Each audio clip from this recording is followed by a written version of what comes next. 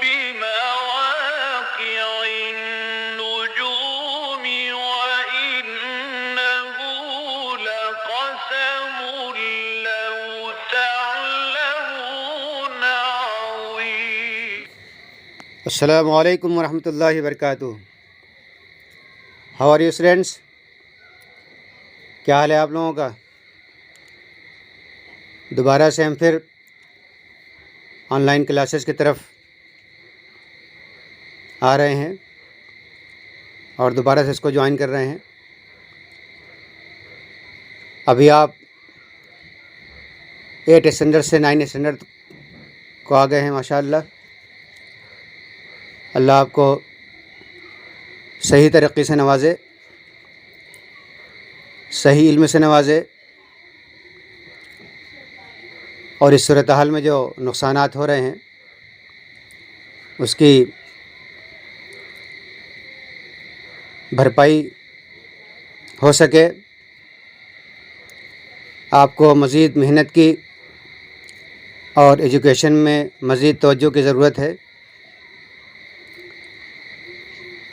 جس قدر استفادہ آپ کر سکتے ہوں، جتنا فائدہ آپ اٹھا سکتے ہوں، آج جو آپ کو وقت مل رہا ہے اتنا ہی آپ کے لیے بہتر ہوگا. تو جیسا کہ ہمارا طریقہ رہا ہے اور نبی کریم صلی اللہ علیہ وسلم کی ہدایت کے مطابق کہ ہم جب بھی نئے لیسن کی شروعات کرتے ہیں اور علم حاصل کرنا چاہتے ہیں تو ہم اللہ سے پہلے دعا کرتے ہیں. یہ دعا کرنا ہمارے لیے برکت کا باعث ہوتا ہے. دعا کے ذریعے ہم پر اللہ کی رحمت و برکت نازل ہوتی ہے. تو سب سے پہلے ہم اللہ کی بارگاہ میں دعا کریں گے.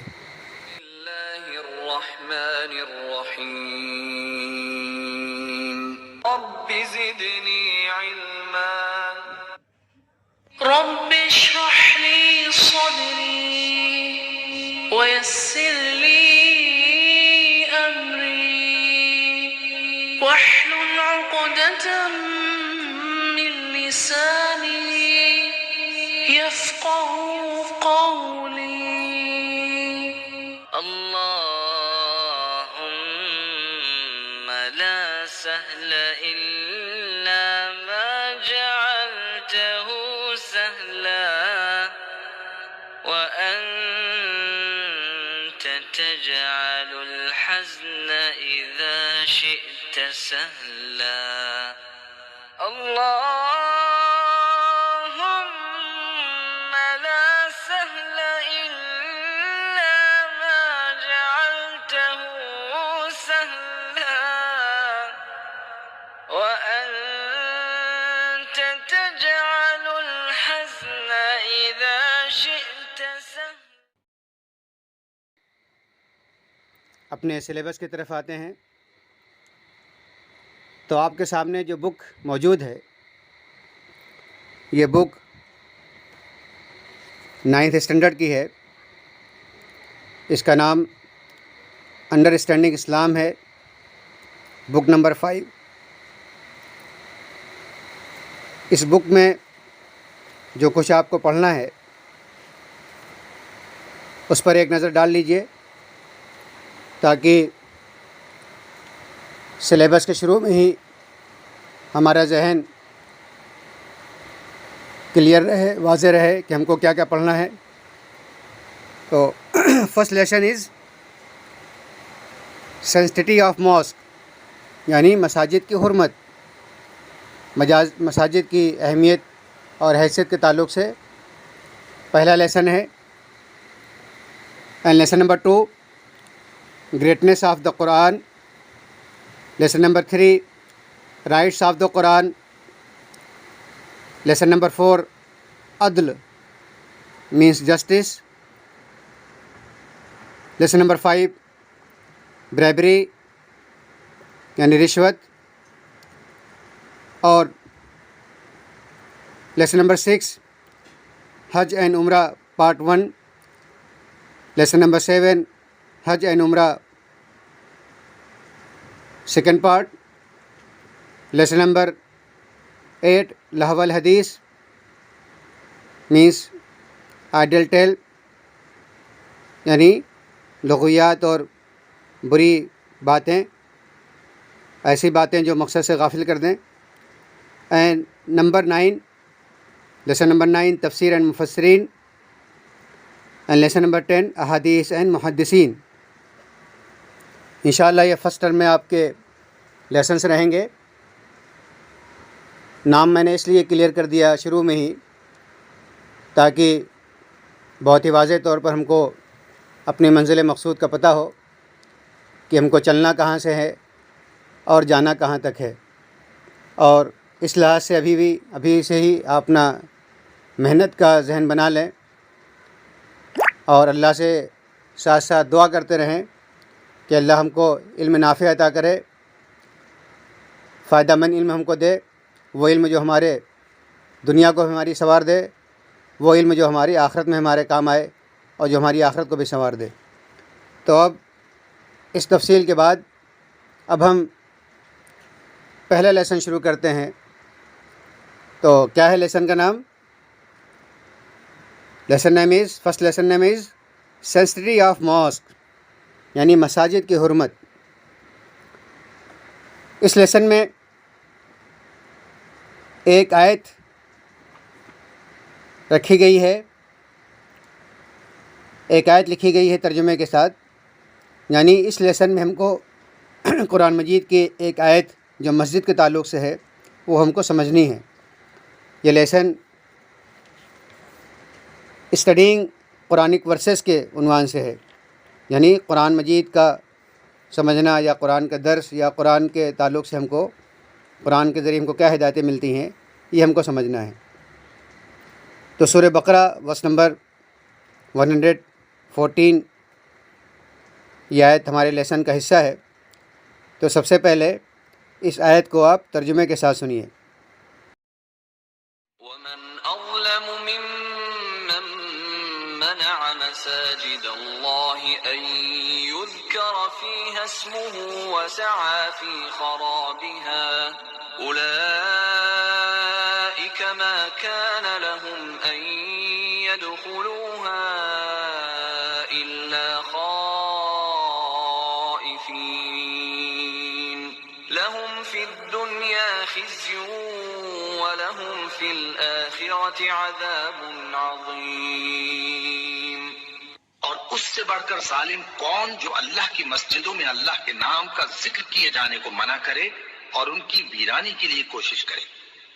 ان لوگوں کو کچھ حق نہیں کہ ان مسجدوں میں داخل ہوں مگر ڈرتے ہوئے. ان کے لیے دنیا میں رسوائی ہے اور آخرت میں بڑا عذاب. تو کیا فرمایا گیا اس آیت کے اندر کہ اور اس شخص سے بڑھ کر ظالم کون ہوگا جو اللہ کی مسجدوں میں اس کا نام ذکر کرنے سے روکے اور ان کو خراب یعنی ویران کرنے کی کوشش کرے. ایسے لوگوں کو تو اس میں داخل نہیں ہونا چاہیے مگر اس حال میں کہ وہ ڈر رہے ہوں. ان کے لیے دنیا میں رسوائی ہے اور آخرت میں بڑا عذاب ہے. So what is the translation of verse? And who can be a greater wrongdoer than him who forbids reciting of Allah's name in the mosques and strives to ruin them? Such people have no right to enter them except in fear. For them there is nothing but disgrace in the world and extreme punishment in the next. Surah Al-Baqarah, verse number 114. So what is the illustration of the ayah? یعنی اس آیت کی اب تشریح کیا ہے؟ اس آیت سے ہم کو کیا بات معلوم ہوتی ہے؟ So first point is this verse was revealed concerning the polytheists of Makkah who had stopped Prophet ﷺ and his companions radiyallahu anhum from offering salah in the sacred mosque and the tawaf of Kaaba. So پہلا point ہم کو یہ معلوم ہے children کہ یہ آیت مشرکین مکہ کے سلسلے میں نازل ہوئی تھی جنہوں نے رسول اللہ صلی اللہ علیہ وسلم اور صحابہ کرام کو مسجد حرام یعنی کعبۃ اللہ میں، بیت اللہ میں نماز پڑھنے اور خانہ کعبہ کا طواف کرنے سے روک دیا تھا، حتیٰ کہ آپ صلی اللہ علیہ وسلم اور آپ کے صحابہ کرام رضی اللہ عنہم کو حدیبیہ کے میدان سے لوٹنا پڑا۔ حالانکہ عربوں کی روایت تھی کہ اپنے باپ کے قاتلوں کو بھی خانہ کعبہ کے طواف سے منع نہیں کرتے تھے۔ یعنی نبی کریم صلی اللہ علیہ وسلم جب مدینہ ہجرت کر گئے، مدینہ ہجرت کرنے کے بعد آپ 6 سال بعد پھر 1400 صحابہ کرام کے بعد صحابہ کرام کے ساتھ مکہ کی طرف آپ نے روانگی کی۔ نیت یہ تھی کہ کعبہ کا طواف کریں گے، اور وہ کعبہ جو سب کے لیے سینٹر پوائنٹ ہے، اور مشرکین مکہ کسی کو بھی، اپنے باپ کے قاتلوں کو بھی، اس کو اگر کوئی کعبہ کا طواف کرنا چاہتا تھا تو اس کو روکتے نہیں تھے۔ لیکن نبی کریم صلی اللہ علیہ وسلم اور صحابہ کرام کو مشرکین مکہ نے روک دیا اور کہا ہم آپ کو اندر داخل نہیں ہونے دیں گے۔ تو ایک پس منظر تو اس آیت کا وہ ہے کہ اس موقع پہ آیت نازل ہوئی کہ اس سے بڑھ کر ظالم کون ہوگا جو اللہ کے مساجد میں اللہ کا نام لینے سے روکے۔ یعنی کوئی کعبہ کا طواف کرنا چاہ رہا ہے، کوئی اللہ کے مسجد میں آ کر کے اللہ کا ذکر کرنا چاہ رہا ہے، تو اس کو روک دینا اور اس کام سے روک دینا گویا دنیا کا سب سے بڑا ظلم ہے یہ۔ تو یہ آیت کا ایک بیک گراؤنڈ تو یہ ہے۔ کچھ اور مفسرین کا خیال یہ بھی ہے کہ یہ آیت ان عیسائیوں کی مذمت میں نازل ہوئی تھی جو بیت المقدس میں گندگیاں ڈال دیتے تھے اور نماز سے روکا کرتے تھے، جنہوں نے یہودیوں سے بغض حسد کی بنیاد پر بیت المقدس کو تباہ برباد کرنے میں بابل کے بخت نصر کو تعاون دیا تھا۔ یعنی ایک چیز یہاں پہ اور آپ کے علم کے اضافے میں بات بیان کی گئی ہے تاکہ آپ کو بات معلوم ہو جائے، آپ کی معلومات میں اضافہ ہو، کہ اس سے پہلے اللہ تعالیٰ نے جو بیت المقدس کو قبلہ بنایا اور جو مسلمانوں کی ایک مقدس جگہ ہے، تو اس آپ صلی اللہ علیہ وسلم کے بعثت سے پہلے یہ یہودیوں کے قبضے میں تھا، اور عیسائیوں نے یہ دیکھ کر کے یہودیوں کے قبضے میں ہے تو ان سے بغض حسد کی بنیاد پر وہ بیت المقدس کو تباہ کرنے پہ آمادہ رہتے تھے، اور بخت نصر جو ایک بادشاہ تھا اس کا ساتھ دیا کہ وہ آ کے یہاں پہ اس کو ختم کرے، توڑ پھوڑ مچا دے۔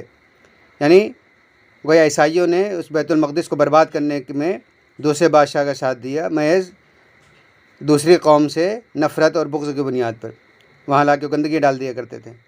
تو بہرحال آیت کا پس منظر چاہے یہ واقعہ ہو صلح حدیبیہ والا، چاہے اس سے پہلے کی قوموں کا معاملہ ہو، ان آیات کا پس منظر کچھ بھی مانے، بہرحال حکم یہ عام ہے، کیونکہ قرآن مجید کے بہت سارے احکام خاص بیک گراؤنڈ میں دیے گئے ہیں، لیکن وہ تمام احکامات ان سارے بیک گراؤنڈ و حالات کے لیے عام ہوتے ہیں۔ یعنی قرآن مجید کیونکہ قیامت تک کے لیے ہدایت کی کتاب ہے، قیامت تک کے لیے ہمارے لیے اسوہ ہے، قیامت تک کے لیے ہمارے لیے اس میں ہدایتیں موجود ہیں، تو اب قرآن کی کوئی بھی آیت جب نازل ہو گئی تو اس کے مصداق یعنی اس کے کنسرن میں جتنی باتیں آئیں گی، جو لوگ بھی اس جیسی حرکت کریں گے وہ سب اس کے مصداق ہو جائیں گے، اس کے مطابق ہو جائیں گے وہ۔ تو چنانچہ جو فرد یا قوم، کوئی بھی نیشن، کوئی بھی انڈیویجولی، کوئی آدمی یا کوئی گروہ، کوئی جماعت یا کوئی پارٹی اللہ کی کسی بھی مسجد میں اس کا ذکر سے روکے اور اس کو برباد کرنے کی کوشش کرے تو وہ انتہائی ظالم قرار پائے گی۔ یعنی بات کیا کلیئر ہوئی کہ کوئی بھی آدمی، دنیا میں کوئی بھی آدمی ہو، یا کوئی ملک ہو، کوئی قوم ہو، کوئی گروپ ہو، کوئی جماعت ہو، کوئی پارٹی ہو، کیسے بھی لوگ ہوں، کس ملک میں پائے جاتے ہوں، کسی جگہ پہ پائے جاتے ہوں، جو کوئی بھی ایسی حرکت کرے گا، یعنی کہ اللہ کی کسی مسجد میں اللہ کے ذکر سے روکے، نماز پڑھنے سے روکے، مسجدوں کو بند کرے اور اس کو برباد کرنے کی کوشش کرے، تو وہ سب سے بڑا ظالم قرار پائے گا۔ اور اس کے لیے کیا ہوگا؟ وہ دنیا میں رسوائی سے دوچار ہوگا، اور وہ قوم، وہ جماعت، وہ پارٹی دنیا میں رسوائی سے دوچار ہوگی، اس کو ڈسگریس کیا جائے گا، رسوا کیا جائے گا، جیسے کہ مشرکین مکہ کا انجام ہوا کہ سب ختم کیے گئے، سب مارے گئے، کوئی آج ان کا نام لیوا نہیں ہے، ان کا ایسا کوئی نام نہیں رکھتا ہے۔ تو مشرکین مکہ جیسے برباد کر دیے گئے، مسجد حرام کی ان سے تولیت لے لی گئی، یعنی وہ اس کے جو پہلے ٹرسٹی تھے اور بعد میں اسے وہ چیز لے لی گئی۔ آپ صلی اللہ علیہ وسلم کا غلبہ ہو گیا، وہ حج و طواف سے روک دیے گئے۔ بعد میں آپ صلی اللہ علیہ وسلم نے یہ ہدایت جاری فرما دی کہ کوئی بھی مشرک یہاں پہ داخل نہیں ہو سکتا، اور جیسا کہ عیسائی ذلیل رسوا کیے گئے تھے ویسے وہ بھی ذلیل رسوا کر دیے گئے دنیا کے اندر، اور ایسے لوگ آخرت میں بھی انتہائی سخت عذاب میں مبتلا کیے جائیں گے۔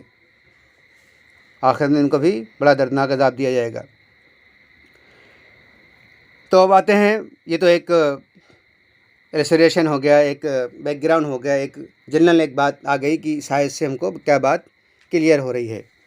اب آیت کے ہم ایک ٹکڑے کو سمجھیں گے اور بہت ہی جلدی، بہت ہی کم وقت میں اس کو ہم انشاءاللہ سمجھ لیں گے کہ اب پہلا ٹکڑا کیا ہے آیت کا، کہ ومن اظلم ممن منع مساجد اللہ، یعنی اس شخص سے بڑھ کر ظالم کون ہوگا جو اللہ کی مسجدوں میں اس کا نام ذکر کرنے سے روکے۔ تو مسجدیں کس لیے بنائی جاتی ہیں؟ مسجدیں فی سبیل اللہ بنائی جاتی ہیں۔ مسجد کسی کی ملکیت نہیں ہوتی، کسی نے مسجد بنا دی تو مسجد کسی کی جاگیر، کسی کی ملکیت نہیں ہوتی، کسی کی پراپرٹی نہیں ہوتی، بلکہ وہ اللہ کے راستے میں فی سبیل اللہ بنائی جاتی ہیں، وہ اللہ کی ملکیت ہوتی ہیں۔ اب اگر کوئی اس پر قبضہ جما لے یا وہاں اپنا حکم چلانے لگے، لوگوں کو وہاں عبادت و تلاوت نہ کرنے دے، تو گویا وہی اس کا مالک بن بیٹھا، جو سراسر ظلم ہے۔ بات بہت کلیئر ہے، یعنی مسجدیں صرف اللہ کے لیے بنائی جاتی ہیں، وہ اللہ کی ہوتی ہیں، وہ اللہ کا گھر ہوتا ہے، وہاں پر کسی اور کا حکم نہیں چل سکتا۔ تو لوگ اگر وہاں پر کسی کو عبادت تلاوت نہ کرنے دیں لوگوں کو، تو گویا وہ جو آدمی روک رہا ہے وہ اس کا مالک بن بیٹھا ہے، جو سراسر ظلم ہے۔ تو مشرکین مکہ نے کیا کیا تھا؟ یہی کیا تھا نا کہ وہ مسجد کو اپنی ملکیت سمجھ بیٹھے تھے اور حج و طواف عبادت سے روک رہے تھے کہ بھائی گویا ان کی پراپرٹی ہو گئی، وہ جہاں جس کو حج کرنے دیں، جس کو چاہے روک دیں، جس کو چاہے آنے دیں، جس کو چاہے نہ آنے دیں۔ اسی لیے اسے ظلم قرار دیا گیا ہے۔ یہاں پر بھی ہمارے ملک کے اندر یا اور بھی آپ نظر ڈالیں ارد گرد تو آپ کو پتہ چلے گا کہ کچھ مسلکی اور جماعتی جھگڑوں کی وجہ سے بعض مساجد کے ائمہ متولیان بھی یہ رویہ اپناتے ہیں، ہے نا، کہ ہماری مسجدیں فلاں مسلک کی مسجد میں اس کو دوسرا داخل نہیں ہو سکتا، یہ اس مسلک کی مسجد میں یہ نہیں جا سکتا، بورڈ لگا دیا جاتا ہے، منع کر دیا جاتا ہے لوگوں کو۔ یہ رویہ اسلام کے خلاف ہے اور اس کو قرآن نے ظلم قرار دیا ہے۔ یعنی کسی کے اختیار نہیں، ایک مرتبہ مسجد بن گئی تو مسجد سب کے لیے عام ہونی چاہیے، جتنے ہی مسلمان ہیں۔ تو اگر کوئی ایسا رویہ اپناتا ہے، چاہے وہ آج کے مسلمان ہی کیوں نہ ہو، آج کے ائمہ و متولیان ہی کیوں نہ ہو، وہ سب یہ دین کے خلاف یہ عمل ہوگا۔ اس طرح مسجدیں اللہ کی عبادت اور ذکر کے لیے بنائی جاتی ہیں۔ اب اگر وہاں کوئی قبضہ جما کر غیر اللہ کی عبادت شروع کر دے تو یہ بڑا ظلم ہوگا۔ جیسے کہ مشرکین مکہ نے بیت اللہ میں 360 بت رکھ دیے تھے، ان کی پوجا کرتے تھے۔ اب مسجد اللہ کی عبادت کے لیے بنائی جاتی ہے، اس میں اللہ کا ذکر کیا جاتا ہے، مسجد خالصتاً اللہ کی عبادت کے لیے بنائی جاتی ہیں، وہاں پر کوئی دوسرا قبضہ نہیں جما سکتا۔ لیکن مشرکین مکہ نے کیا کیا تھا کہ بیت اللہ میں جو ابراہیم علیہ السلام نے بنایا خالص اللہ کی عبادت کے لیے، وہاں انہوں نے 360 بت رکھ دیے اور ان کی پوجا کرتے تھے۔ اس لیے آیت میں انہیں بڑا ظالم کہا گیا ہے۔ قرآن مجید میں واضح طور پر، واضح لفظوں میں دوسرے مقام پر اس کی ممانعت کی گئی ہے۔ کیا فرمایا اللہ تعالیٰ نے قرآن مجید کے اندر؟ وَأَنَّ الْمَسَاجِدَ لِلَّهِ فَلَا تَدْعُوا مَعَ اللَّهِ أَحَدًا، سورہ الجن ورس نمبر 18۔ یعنی اور یہ کہ مسجدیں اللہ کے لیے ہیں، لہٰذا ان میں اللہ کے ساتھ کسی اور کو نہ پکارو۔ اس طرح بڑے ظلم کی مثالیں آج مہذب دنیا میں پائی جاتی ہیں۔ یعنی مشرکین مکہ جیسے بیت اللہ پہ انہوں نے قبضہ کر لیا اور وہاں 360 بت رکھ دیے، ویسے ہی آج بھی، جس کو آج لوگ کہتے ہیں کہ آج بڑا مہذب دور ہے، آج سب برابری کا دور ہے، کوئی کسی کو ظلم نہیں کرتا، لیکن آج کی مہذب دنیا میں بھی اس طرح کی مثالیں پائی جاتی ہیں۔ جیسے فار ایگزامپل اسپین میں مسجد قرطبہ کو گرجا بنا دیا گیا۔ مسجد قرطبہ آپ تصویر میں دیکھیں کتنی بڑی مسجد ہے، کتنی شاندار مسجد ہے۔ اس مسجد کو گرجا گھر بنا کر اس میں اللہ کی عبادت کے بجائے حضرت مسیح، حضرت مریم کی عبادت کی جا رہی ہے۔ اس کو چرچ بنا دیا گیا۔ تو کس مسجد کو چرچ میں تبدیل کر دیا گیا؟ مسجد قرطبہ کو۔ یہ نام آپ کو یاد رکھنا ہے، اس طرح کے سوالات آتے ہیں ایگزامینیشن کے اندر۔ تو اسپین میں مسجد ہے، بڑی وسیع عریض مسجد ہے، مسجد قرطبہ، اس کو گرجا گھر بنا دیا گیا، چرچ بنا دیا گیا۔ اس طرح ہندوستان کے اندر، انڈیا کے اندر بہت سی مسجدوں میں ان میں مورتیاں رکھ کر مندر بنا لیا گیا۔ کئی ہزار مسجدیں ہیں اور ان میں اللہ کے ذکر کے بجائے غیر اللہ کی پوجا ہو رہی ہے۔ اور اس کی سب سے نمایاں مثال اور سب سے جو بدترین مثال ہے وہ بابری مسجد کی ہے۔ پورے طور پر اس کو تبدیل کیا گیا، 500 سال پرانی مسجد کو، اور اس کو پھر ڈیمولش کیا گیا، اس کی حیثیت تبدیل کی گئی، اس کے تعلق سے غلط فیصلہ سنایا گیا، اور وہاں پر اب ایک شاندار بھو مندر کی تعمیر کی کوشش جاری ہے۔ تو جس طرح کے بھی لوگ یہ حرکتیں کریں، کہیں کے بھی لوگ اس طرح کی چیزیں کریں، قرآن مجید نے ان کو سب سے بڑا ظالم قرار دیا ہے۔ تو آیت کا اگلا ٹکڑا کیا ہے؟ سعی فی خرابہا، سعی فی خرابہا، یعنی اس کی خرابی کے جو در پہ ہو، اس کو جو برباد کرے، اس کو جو روین کرے، ریون۔ تو جس طرح مسجدوں میں اللہ کے ذکر سے روکنا اور منع کرنا ظلم ہے، یعنی کسی کو مسجد سے صرف روک ہی دینا، کوئی آدمی مسجد جا رہا ہے، عبادت کرنا چاہ رہا ہے وہ اللہ کی، کسی نے اس کو روک دیا کسی بہانے سے، تو یہ سب سے بڑا ظلم ہوگا۔ اسی طرح مسجدوں کو ویران کرنا اور اجاڑنا بھی ظلم ہے، اور اس سے کہیں بڑا ظلم ہوگا یہ کہ مسجدوں کو ویران کرنا اور اجاڑنا بھی ظلم ہے۔ ویران کرنے کا مطلب یہ ہے کہ اس کو منہدم کر دیا جائے، ڈیمولش کر دیا جائے، اس کو جلا دیا جائے، اس کو نماز پڑھنے کے قابل نہ رہنے دیا جائے۔ یعنی ہے تو، لیکن آثار قدیمہ کے طور پر ہے، مطلب مسجدیں باقی ہیں لیکن کھنڈر باقی ہے، اور ویران ہو گئی مسجد، وہ اس کو نماز پڑھنے کے قابل نہ رہنے دیا جائے۔ جیسا کہ آج کل بہت سارے لوگ شرپت جو آپ خبریں سنتے رہتے ہوں گے کہ فلاں مسجد پہ لوگوں نے قبضہ کر دیا، فلاں مسجد کو حملہ کر دیا، توڑ پھوڑ کر دی، اس کو وہاں نماز پڑھنے نہیں دیا جا رہا ہے، اس طرح خبریں جو آتی رہتی ہیں، تو وہ سب ویران کرنے کی مثالیں ہیں۔ تو اس میں یہ بات بھی شامل ہے کہ اس میں یاد الہی سے روک دیا جائے، اس میں قرآن کی تلاوت نہ کرنے دی جائے، ہے نا، یعنی مسجدیں اپنی جگہ تو باقی ہیں۔ جیسے آج آرکیولوجیکل ڈپارٹمنٹ، آثار قدیمہ کا ڈپارٹمنٹ جو ہے، اور اوقاف کی سینکڑوں مساجد پر تالا لگا دیا گیا، عملاً اسے ویران کر دیا گیا۔ مسجد ہے لیکن اس میں تالا لگا ہوا ہے، مسجد ویران ہو گئی، تو یہ بھی اس کو ویران کرنے کے ہی طرح ہے، اس کو ویران کیا جا رہا ہے۔ اسی طرح سے یہ بھی ویران و برباد کرنا ہی ہے کہ ان مساجد کو رہائش گاہ بنا لیا جائے، اس کو میوزیم بنا لیا جائے، انہیں سنیما گھروں میں سنیما تبدیل کر دیا جائے۔ اور یہ کوئی ایسی بات نہیں کہ کوئی کہانی صرف سنائی جا رہی ہے، ایسا دنیا میں بہت سارے ممالک کے اندر ہوا کہ مسجد کو لوگوں نے اپنی پرسنل پراپرٹی بنا لی، وہاں پہ لوگ رہنے لگے، اس کو میوزیم بنا دیا، اس کو سنیما گھر میں تبدیل کر دیا، اس کو سیرگاہ اور تفریح گاہ بنا دیا، ہے نا۔ یہ کیا بھائی، گھومنے پھرنے کی جگہ ہے۔ آج بھی خود اپنے ہندوستان میں ایک مثال موجود ہے، قطب مینار لوگ گھومنے جاتے ہیں۔ قطب مینار ایک مسجد کا مینار ہے، مسجد قوت الاسلام کا مینار ہے، وہ مسجد کھنڈر بن چکی ہے، وہاں پہ لوگ گندگی کرتے ہیں، وہاں لوگ انتہائی فحش اور بری حرکتیں کرتے ہیں جا کر کے۔ تو اس طرح سے مسجدوں کو تفریح گاہ بنا دیا، سیرگاہ بنا دیا، جیسا کہ روس کی ہزاروں مسجدوں کے ساتھ کیا گیا ہے۔ رشیا کے اندر، روس کے اندر بھی اس طرح کی حرکتیں کی گئیں۔ تو یہ صافی خرابیہ میں ساری باتیں آئیں گی۔ اب باقی جو آگے کی آیت اور اس کا ٹکڑا ہے، یعنی اولئک ما کان لہم ان یدخلوها الا خائفین لہم فی الدنیا خزی ولہم فی الآخرۃ عذاب عظیم۔ اب یہ ٹکڑا انشاءاللہ ہم آگے لیکچر میں ڈسکس کریں گے، کافی وقت ہو گیا ہے۔ آپ کو ابھی تک جو باتیں بتائی گئی ہیں اس کو آپ اس پہ توجہ دیجیے، اور اس پہلو سے ہماری آنکھیں کھلی رہنی چاہیے کہ اللہ تعالیٰ کے مساجد کی، اللہ تعالیٰ کے گھر کی کیسے لوگ برحمتی کرتے ہیں۔ بس اللہ ہم کو صحیح راستے کی توفیق عطا کرے، صحیح ہدایت ہم کو نصیب کرے، اور اللہ نے ذمہ داری ہم کو دی ہے اس کو پورا کرنے کی توفیق عطا کرے۔ انشاءاللہ آگے اور باتیں آئیں گی، ابھی جو آیت کا ٹکڑا باقی ہے اس کے اندر، تو لیسن کو بہت ہی اچھے انداز میں پڑھیے.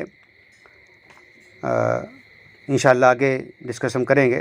اللہ ہم سب کو اپنی عافیت اور رحمت میں رکھے. السلام علیکم ورحمۃ اللہ وبرکاتہ. فی امان اللہ. استودعکم اللہ الذی لا تضیع ودائعہ. وآخر دعواهم أن الحمد لله رب العالمين.